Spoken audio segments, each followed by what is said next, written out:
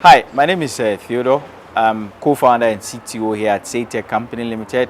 Of course, I also do manage production and operational activity here at SAYeTECH. Presently, we are about 18 spread across our production, our design, then our sales and marketing team. It's in one team. We have a mix of workers, but in all, we are about 18 presently operating in Ghana. We have so far at this point made about 170 plus equipment, which we've sold locally and internationally too.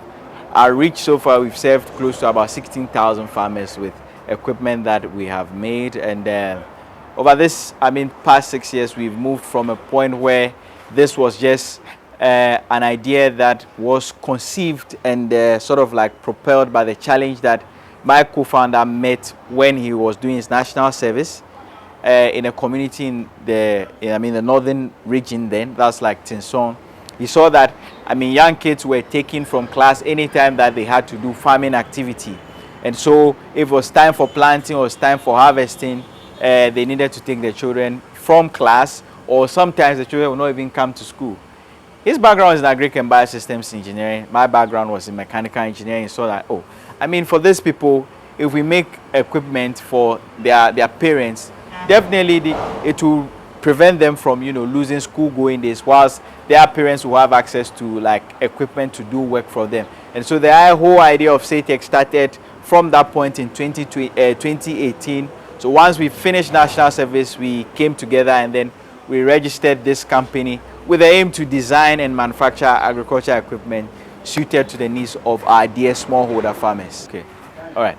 And so presently we make mainly our multi-crop threshers, which is able to separate the grain mechanically for most of the grains that are grown locally. So we have maize, we have soybean, we have rice, sorghum, millet. Our multi-crop thresher is able to work on this. We have a grain cleaner that does winnowing for this. You have situations where people, of course, because of lack of access to equipment, still depend on manual means to do their threshing.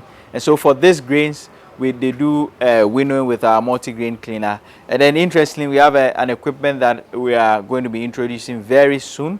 We've done some teasers, but that's a cocoa pod breaking machine. This is tailored towards the needs of cocoa farmers in the area of breaking pods much faster and much better. But of course, because of our setup, we are also able to do some manufacturing service for third-party people. But at least I don't have to touch on that so much. For where we operate now, our facility is about 1,500 square meters. Our key challenge is the fact that now we have an invoice, total invoices that we have given out are close to about $3 million. In terms of people who have come to us, this is not people that we are chasing, who have come to us that we have issued invoices to one equipment. That's how much. But you know how much of this that we've been able to service? We've been able to service less than about a third of that, which is still so much potential for our business to cover if only we are able to make equipment to match the needs, the demand that we have. The key bottleneck in this area is that usually people are coming close to the end of the season, and then for them, they want to pay right now and pick the equipment in the next week. Whilst it takes us significantly longer to order.